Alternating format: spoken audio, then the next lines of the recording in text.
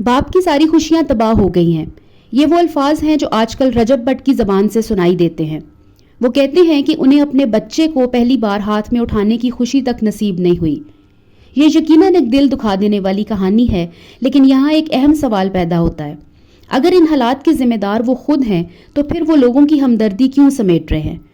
और अगर इनका दावा है कि वो बेकसूर हैं और किसी ने उनके लिए ये मुश्किलात पैदा की हैं, तो फिर एक ऐसी शख्सियत जो अपने आप को इतना ताकतवर और बेबाक समझती है, वो उन लोगों के खिलाफ कोई कदम क्यों नहीं उठाती?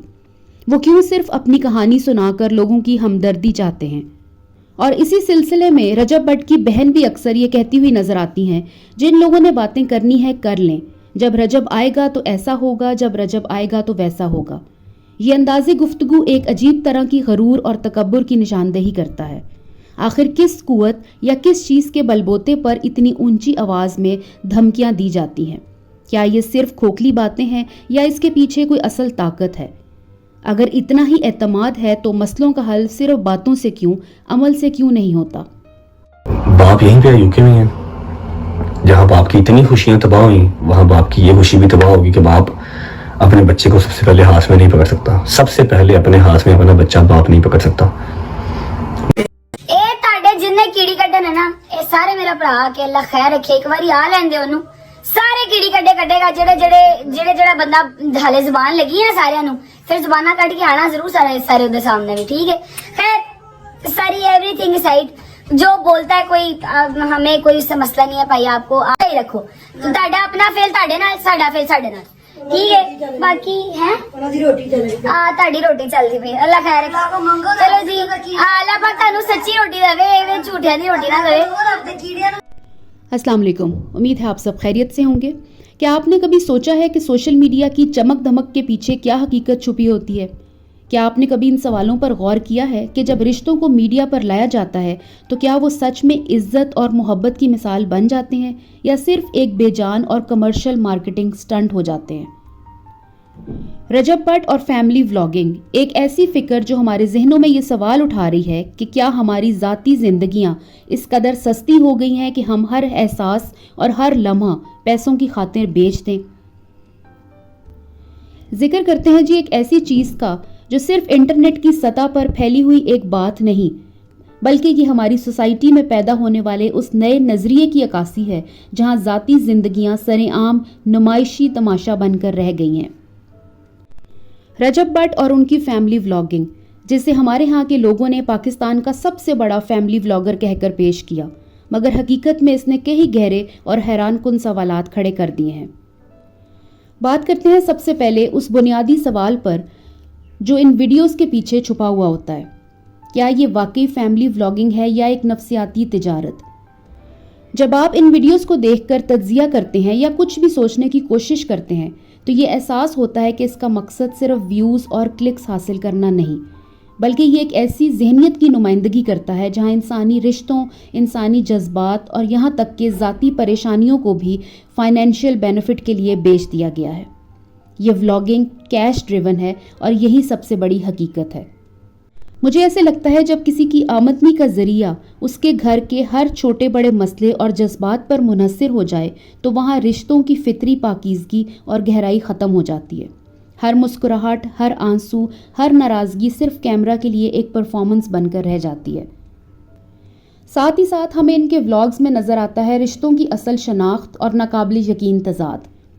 रजब भट्ट की वालिदा और उनकी अहलिया के ऊपर थोड़ी सी बात करते हैं। जो तस्वीर हमारे सामने पेश की गई है वो इंतहाई पेचीदा और गौर तलब है।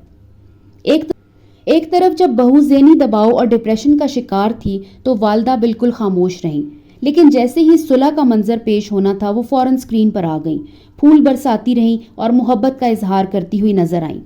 ये रवैया दिल को दुखाता है। क्या मामला सुलह और मोहब्बत इतनी सस्ती हो गई है कि वो सिर्फ कैमरा के सामने ही ज़ाहिर होती है? असल मोहब्बत और इज़्ज़त वो है जो मुश्किल वक्त में बिना किसी तमाशे के ज़ाहिर हो, जबकि यहाँ पर मामलात क्या हैं, ये सब कुछ एक कमर्शियल स्टंट बन चुका है। जब वालदा की ज़रूरत थी उनकी बहू को तो वालदा बिल्कुल खामोश रहीं, तब वालदा की ज़बान से कोई लफ्ज़ नहीं निकला, और जब नाच गाने की बारी आई, हल्ले गुल्ले की बारी आई तो वालदा हंसती खेलती हुई नाच गाना करती हुई नज़र आ जाती हैं। یا جب رجب بٹ کو یہ محسوس ہوتا ہے کہ انہوں نے اپنے ولاگز میں تھوڑا سا میلٹنگ ٹون لے کے آنی ہے، تھوڑا سا لوگوں سے سمپتی لینی ہے، تو وہ اپنی روتی ہوئی والدہ کو ولاگز میں ڈال دیتے ہیں۔ تھوڑی سی بات کرتے ہیں ایمان کے حوالے سے۔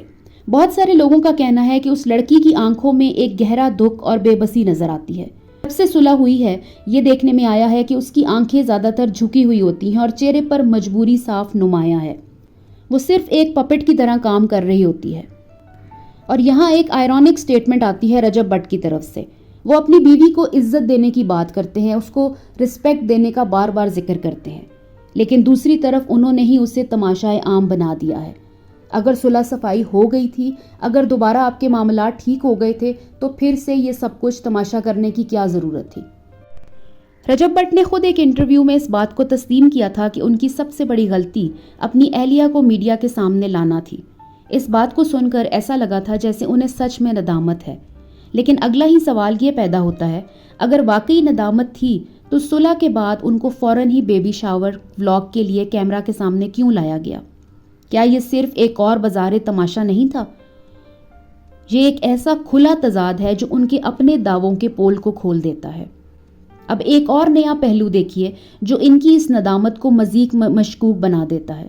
اگر انہیں سچ میں اپنی غلطی کا احساس ہے اور وہ چاہتے ہیں کہ ان پر لگے الزامات ختم ہو جائیں، تو وہ ہر دوسرے دن ان عورتوں کے متعلق عجیب و غریب سٹیٹمنٹس کیوں دینا نہیں چھوڑ دیتے؟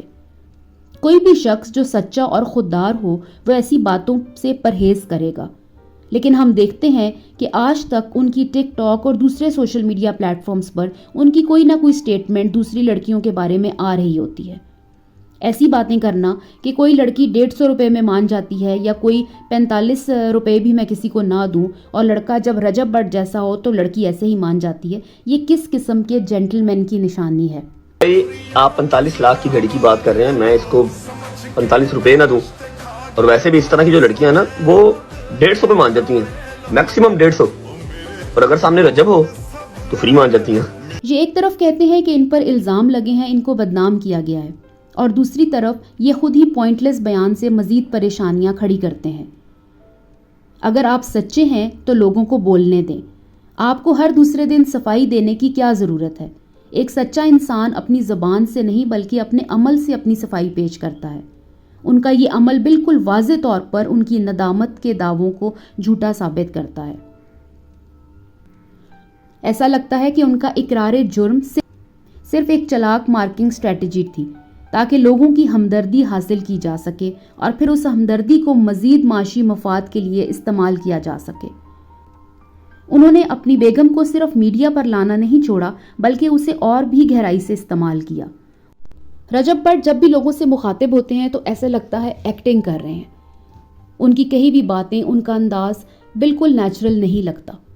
لوگوں سے ہمدردی بھی وہ جس طریقے سے سمیٹ رہے ہوتے ہیں اس میں بھی ان کی اداکاری نظر آتی ہے۔ اوکے، آل گڈ، ماشاء اللہ، تھینک یو، موسٹ ویلکم، یہ وہ جملے ہیں جو وہ بار بار استعمال کرتے ہیں، مگر حقیقت یہ ہے کہ عزت اور وفاداری لفظوں سے نہیں بلکہ کردار اور فیصلوں سے ظاہر ہوتی ہے۔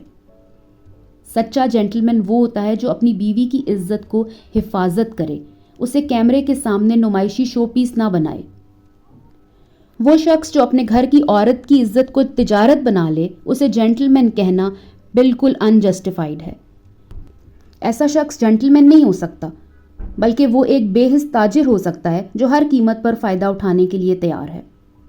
رجب بٹ اور ان کی فیملی ولاگنگ کا یہ سلسلہ صرف ایک ویڈیو یا ایک چینل تک محدود نہیں ہے، یہ ایک ایسی ذہنیت کی نشاندہی کرتا ہے جہاں انسانی رشتوں کی قدریں پیسوں کے مقابلے میں گھٹتی جا رہی ہیں۔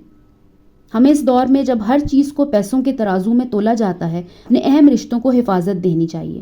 ہمیں سوشل میڈیا کے اس فریب سے بچنا چاہیے جو ہمیں بے بنیاد چمک دھمک دکھاتا ہے۔ یاد رکھیں، ہر چیز جو چمکتی ہے وہ کبھی بھی سونا نہیں ہوتی۔ جیسا کہ آپ سب جانتے ہیں کہ رجب بٹ کی اہلیہ ایکسپیکٹ کر رہی ہیں اور بہت جلد ان کی طرف سے بیبی کی نیوز آنے والی ہے۔ امید کرتے ہیں کہ رجب بٹ اپنی بیگم کی پرائیویسی کا خیال رکھیں گے، اس کو عزت دیں گے، اور جس چیز کی ان کو ندامت تھی کہ میں بیگم کو میڈیا پر لے کر آیا، اس ہاسپٹل جرنی کو جس فیز میں سے وہ گزری ہے اس کو ولاگز کا حصہ نہیں بنائیں گے، نہ اپنے ولاگز میں اس کو شامل کریں گے، نہ ہی ان کے گھر کا کوئی اور فرد اس خاتون کی پرائیویسی کو بریچ کر کے اپنے ولاگز کا حصہ بنائے گا۔ اپنا بہت خیال رکھیے گا. اللہ حافظ.